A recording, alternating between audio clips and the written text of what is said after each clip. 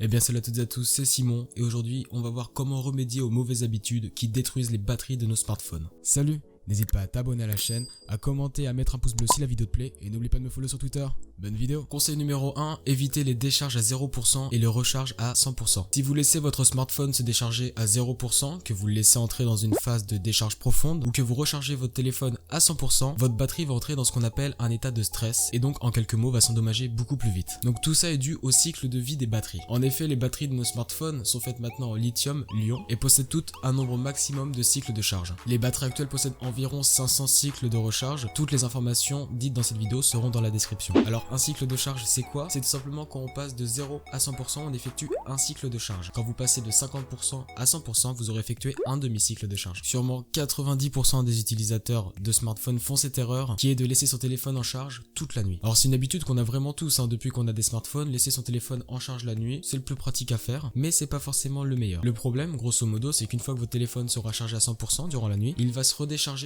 puisqu'il sera toujours branché et consommera donc un petit peu, puis il va se recharger à 100% pour se redécharger, se recharger, ainsi de suite toute la nuit, tous les jours, tous les ans, et à force ça abîme énormément le cycle de vie de recharge des batteries. Alors comment du coup remédier à ces trois mauvaises habitudes qui détruisent les batteries des téléphones? C'est très simple, il va falloir créer des cycles de recharge réguliers durant vos journées. Le meilleur conseil que je puisse vous donner, c'est lorsque votre batterie avoisine les 30%, essayez de la recharger peu importe le moment de la journée jusqu'à 80%, pas plus. Vous aurez donc fait une recharge de 50% et donc consommé un demi-cycle de recharge sur la vie de votre batterie et donc ça va préserver le cycle de recharge. Également le fait de laisser votre batterie au-dessus des 30%, ça va vous éviter d'entrer dans des charges profondes, ce qui peut nuire à la batterie de votre téléphone et du coup l'abîmer très rapidement. Une erreur que sûrement plus de la moitié des utilisateurs font, c'est d'avoir un chargeur non officiel ou du moins non compatible avec votre smartphone.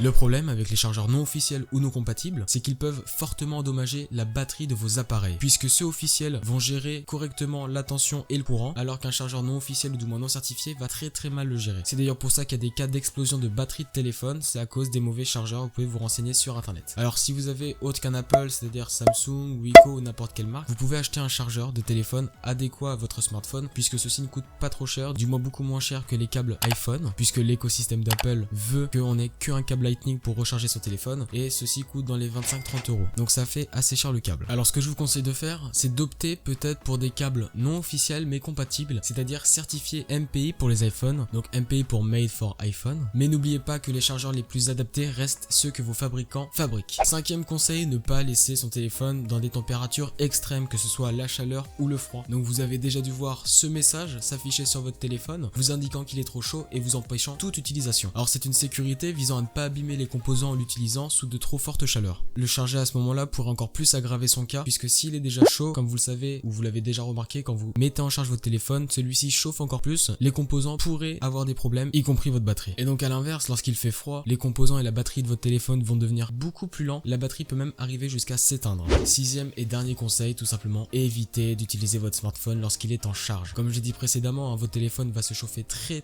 vite lorsque vous le mettez en charge, mais si vous l'utilisez en plus de ça, il va encore plus chauffer et donc comme dit précédemment, tout simplement les composants à l'intérieur peuvent s'abîmer, y compris votre batterie, et donc vous allez perdre de la batterie, surtout si vous utilisez des applications qui demandent de la 3D ou qui demandent beaucoup d'actions pour vos composants. Voilà, donc cette vidéo est maintenant terminée, j'espère qu'elle vous aura plu. C'est une vidéo test, première fois que je fais ce genre de vidéo, il y en aura d'autres des comme ça mais qui seront sûrement beaucoup mieux. J'espère en tout cas que ça vous aura plu, si c'est le cas n'hésitez pas à vous abonner, à liker, à commenter cette vidéo. C'était Simon, moi je vous dis à la prochaine, ciao.